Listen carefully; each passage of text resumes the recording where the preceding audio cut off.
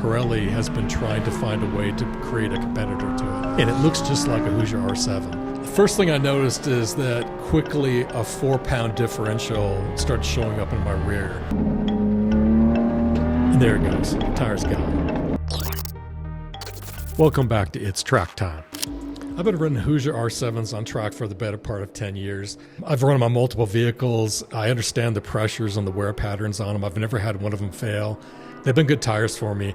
You can actually get pretty decent discounts on them through different places, so they're not that expensive compared to other tires. So I've never really had much of a reason to move away from them.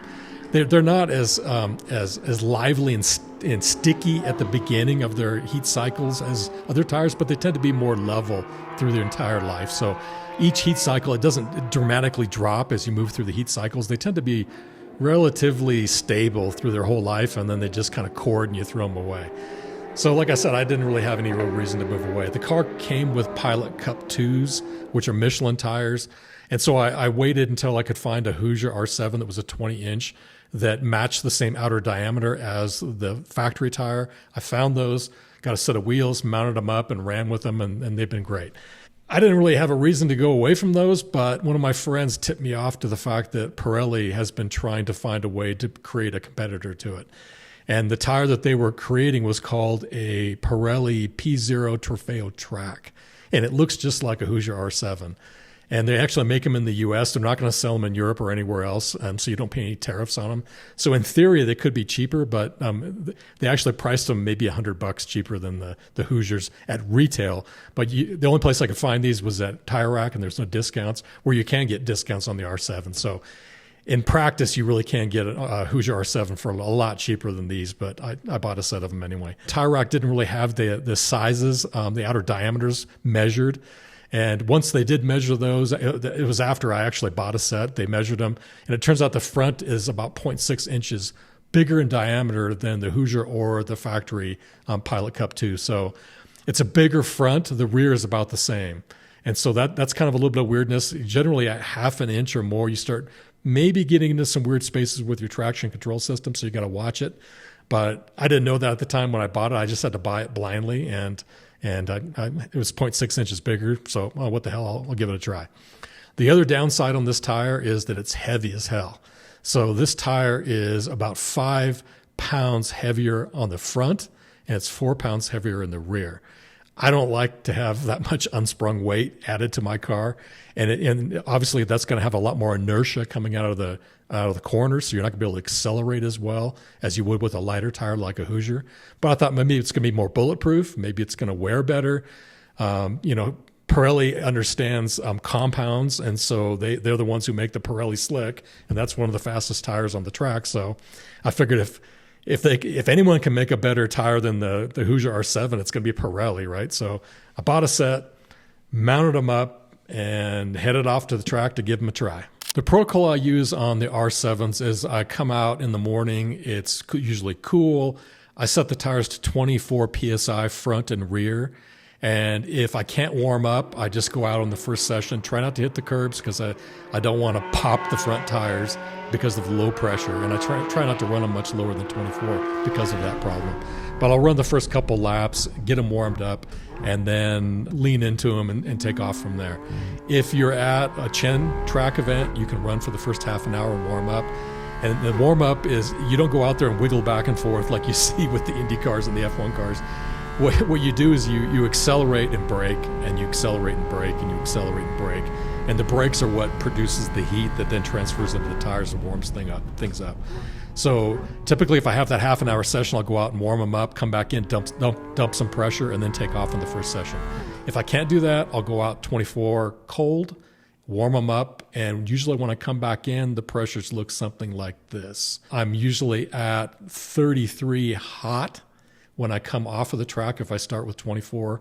My target pressure is around 29 pounds with the R7, so I will bleed the pressure back down to around 29 pounds of pressure, maybe 28 pounds depending on how I'm feeling, and then let the car cool down and then rinse and repeat. I take off from there on the second session at 28 pounds and whatever it cooled down to, and I come back in and then bleed them back down to 28 again. So that's what I do all day with the R7s. With the Pirellis, I didn't know any different, so I said, okay, I'm just going to do the same damn thing. I'm going to send them to 24 PSI cold and take off and see what happens. Okay, so here we are in the first session. I've already warmed them up at this point now. I'm trying to kind of feeling them out and seeing how they work. This is a Sunday morning, so it's about 88 degrees outside. It's going to be a hot day. So this is actually the cool part of the day at 88 degrees. On the back straight here, I'm trying out and see how they feel in braking. A new sticky tire allows you to go really deep into the braking zones, and you get a real nice stable braking because it doesn't kick into the ABS system. One of the tests that I have for my tires is right here. So when I go through 13, I want to come in tight on 13. And if I can bring the gas on and still pinch 14, that's a good tire. And so if it's a lively tire at the beginning that's real sticky, you can just accelerate through 14. There goes my, oh God, there goes my 360 camera. It just went out the window. I didn't actually realize that happened until I ended this session, and I was turning off my cameras, and I reached up to my visor. I'm like, where the hell's my 360 camera? And I looked around inside the car, and I couldn't find it, so I went over and talked to the track workers, and they were like, yeah, it's laying on the track and turned 15. So you can see it actually recording some footage of the other cars going around turn 15. Luckily, no one ran it over. I should have had it tethered, but I actually had a clip that was forced back on the visor, so it shouldn't have popped out, but it popped out under G-load. So yeah, you never know. You gotta pay attention to that stuff. So anyway, so now I'm down to 2 cameras, and I'm still running with these tires. I'm feeling pretty good in the braking zones. It's definitely a sticky tire. It's a tire that feels lively at the beginning of life, and I like that because you kind of feel like Superman on your first session. I ran those Hankook Z214s for many years, and they're really lively on your first session. You just feel phenomenal in your first session, and then they kind of degrade after that. So the R7 doesn't quite feel as good on the first session, but it tends to be more level, like I said before. This tire feels better than the R7 at the beginning. The braking zones were really good.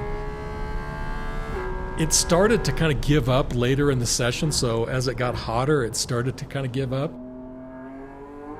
Like, I didn't know what the pressures were at this point. I've got them on my dash, but I'm not paying as close of attention to those because I'm obviously trying to drive. So I'm just assuming that things are pretty good with the pressures at this point.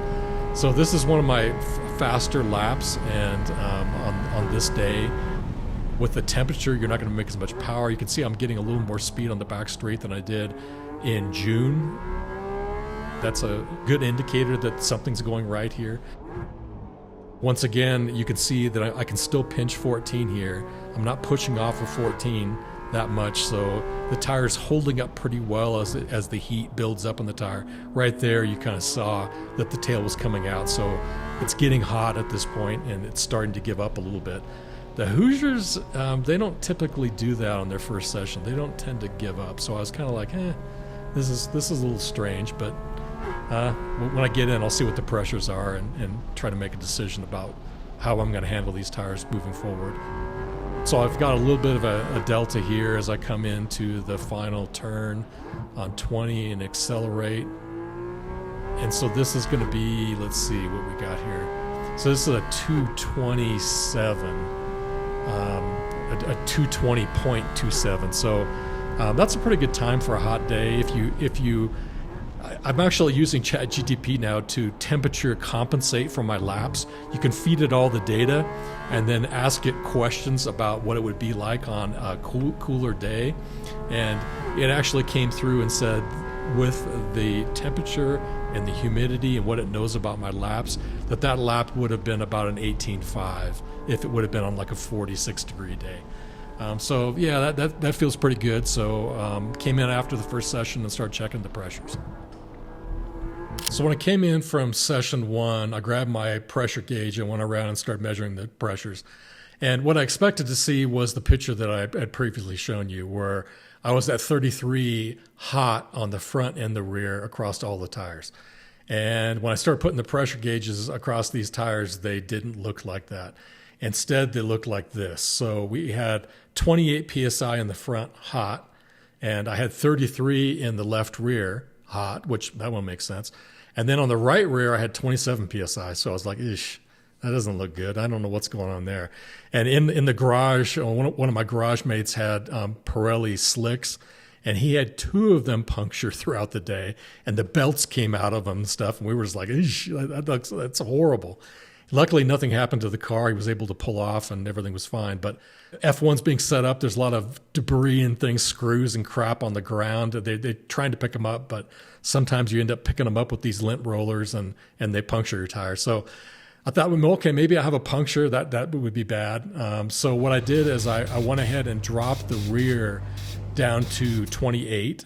And so I had 28 in the front, 28 on the left rear. And the right rear I just left alone. And I walked away and let the things cool down. And what I was checking for is to make sure that 27 PSI tire held pressure and that I didn't have a puncture on it. And so I came back after an hour. Everything had cooled down, and the other ones had gone down to 25 PSI. But that rear right tire was down to 23. So it didn't seem like it was a big puncture or anything. It was holding pressure, and it just cooled down to 23. So I thought, okay, seems like I don't have a puncture. It just started at a lower pressure. So I went ahead and put 2 pounds of pressure into it and ran them all up to 25 PSI. Now they're all level again. And I said, okay, I'm going to go out and do session 2. Okay, so as I start session 2, I am watching the tire pressures now. I've got them on my dash, and I'm paying attention to them. So the first thing I noticed is that quickly a 4-pound differential started showing up in my rear. And it was that right rear that was 4 pounds lower than the left rear. And so I said, shit, okay, maybe I've got a puncture here. So I started watching it. It could be that these tires just heat differently than the Hoosier. So I started watching the tire because I wanted to make sure that the pressure wasn't dropping on that right rear. And so I kept monitoring it, and I noticed that it was coming up. As it heated up, it was coming up, but it was just at a different, there was a differential. It was, like I said, 4 pounds different between the other rear. So I said, I'm going to go ahead and keep going. And then I ran into Matt, and Matt has a sister car of mine. He's actually got this Dundon Mega Crack pipe on it now, so it sounds pretty awesome. It has that wail to it, definitely only for the track. You don't want to put this thing on the road anymore. But you can hear it in the video here, how loud this car is. And so he's got pretty much the sister car of mine. It's got the same Dundon kit on it. He's got a different exhaust system now. They're both Dundon exhaust systems. He's running 19-inch wheels, and he's running PFC brakes, where I'm running factory brakes. And he was on a 200 wear Vitura P1, which I've never heard of, but this is a new tire to him as well. So this is a 200 wear tire, and I'm on a 40 wear tire. And so I was having fun chasing him, so I thought, the pressure's going up on the tire. It's probably okay, so I'm going to have some fun and chase him for a while and kind of watch his lines. I haven't been behind him in a while, so it was interesting watching where he was braking and how it compared to the lap that I was doing. And he actually dropped back to pick me up, so he's going to do a few pulls here, and then he's going to swap with me, and I'm going to do a few pulls, and we're going to watch each other and see how things go. You can see he's doing pretty well in the carousel there. He doesn't straddle here, so I'm going to straddle this piece here and then try to come up behind him on turn 20. It looks like we're already catching another car here. But Matt's a great driver. He did the time attack and put down to 218 in this car in the time attack this last year. So I think he's going to do it again this year. So it'll be fun to watch. We were all rooting for him. He was representing us in the time attack. So he got around this GT4, and now I'm going to have to try to get around this GT4. He gave me a good point by, so away I go. There's a lot of GT4s and GT4RSs now at the track. It's pretty cool. Every time I go out there, there's more GT4RSs, so it's becoming a lot of fun. There's sometimes when you'll see like 5 or 6 of us in a pack moving together. So it's getting pretty cool out there. They put concrete down there on turn 6, and so a lot of people are jumping off there. And you could see Matt was kind of jumping off there. And if you jump off, and the pad is square, so you end up falling into the dirt and picking up dirt and crap on your tire.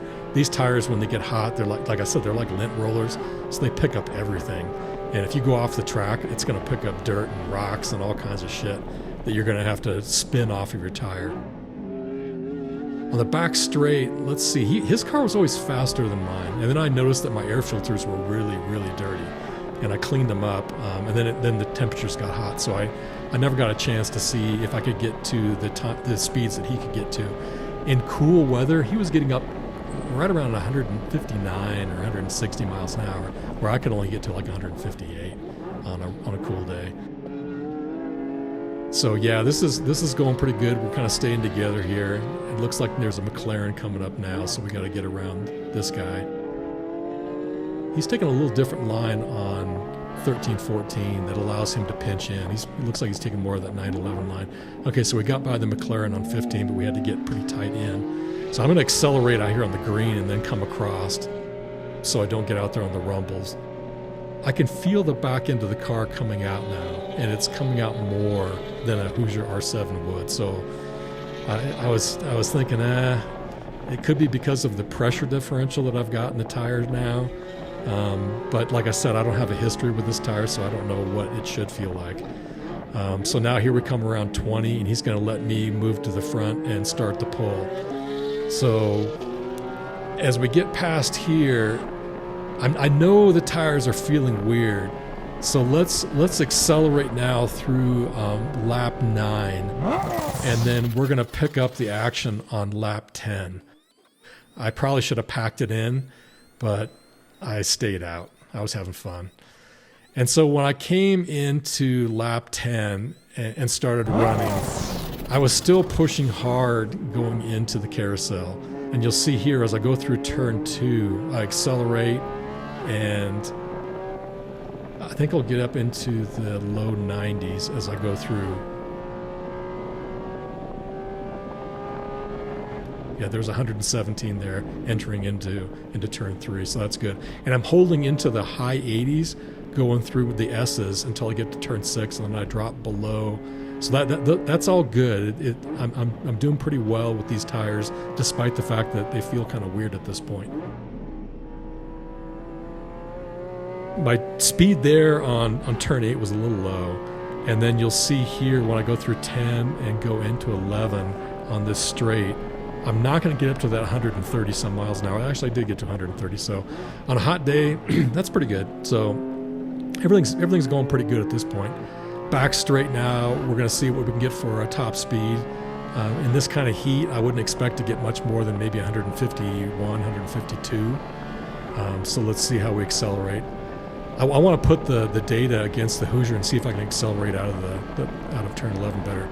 153, so that's not bad for today. You can see how I'm kind of wiggling around there in the braking zone, kind of moving into turn 20. And now let's see if I can hold 13, 14 here. And you can see how I'm going deep, and then I can't hold 14.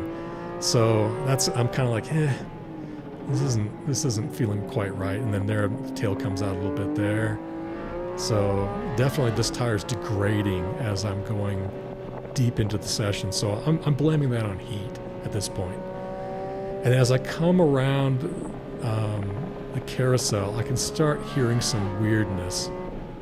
And through my helmet, like I can hear it in the audio track here, but through my helmet, I really couldn't hear that much over the intake. But as you come through this turn, listen. And there it goes. The tire's gone. And so luckily I did it on a low speed turn. That was like a 50 mile an hour turn. But that tire's gone. It blew out.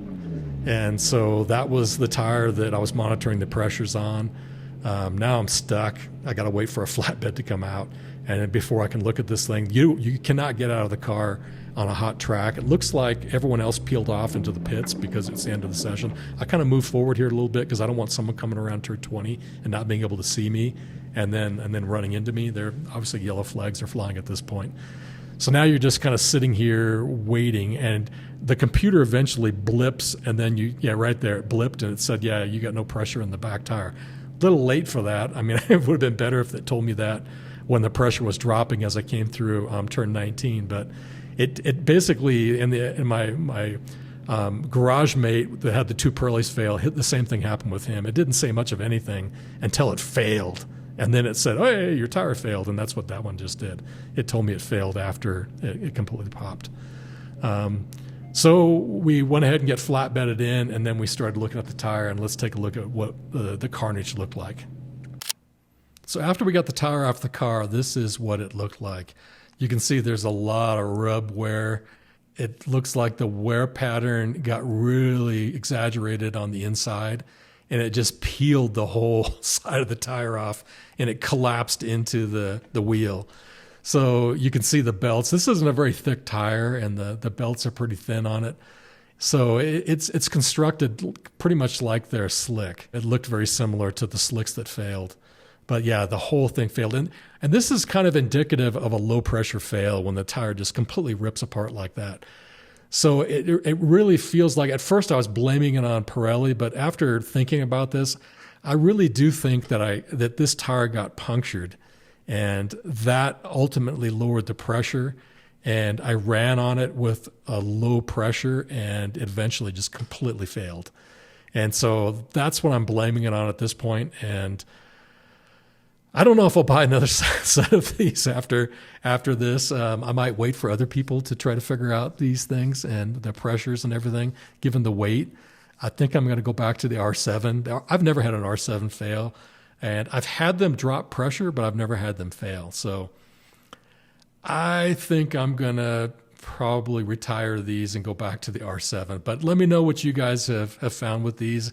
If any of you have run them, and if you found that they were good on track for you, and what the longevity of them are based or compared to the R7, because that was going to be the real selling point for me. If they performed well and they had a longer track life, like I could get 2 days or 2 weekends out of them instead of a weekend and a half, I probably would have switched over to these, but maybe not so much now. Anyway, we'll see you out the track next time, and hopefully I'll be back on the R7s.